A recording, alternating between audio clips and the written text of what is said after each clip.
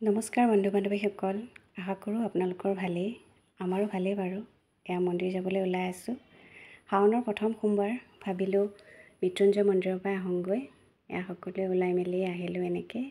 আগবেলা ভাগতে আহিম বুলি ভাবিছিলোঁ, কিন্তু ৰ'দটো দেখি আহিব মন নকৰিলোঁ। গোঁসাইও সৰু হৈ আছে, সিও কষ্ট পাব। মাহঁতৰ ঘৰৰ পৰা বেছি দূৰ নহয়, সোনকালে আহি পালোহিয়ে।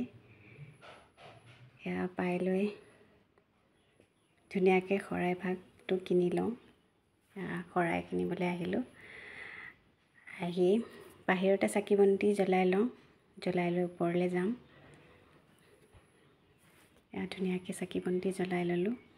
ভগৱানৰ ওচৰত প্ৰাৰ্থনা কৰিলোঁ, এনেকৈ যেন সুখে শান্তিৰে গোটেইকেইটা মানুহ থাকিব পাৰোঁ, একো অশান্তি নোহোৱাকৈ।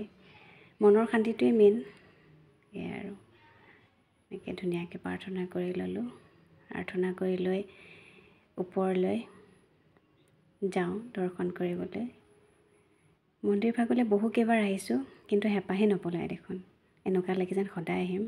সকলো মন্দিৰলৈ গৈয়ে ভাল লাগে, মনৰ এটা শান্তি লাগে। ধুনীয়াকৈ আহিলোঁ। আহি মেলি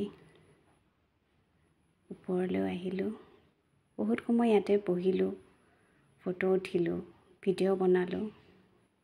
আবেলি ভাগত বেছি ভাল লাগে, বতাহো মাৰি আছিলে।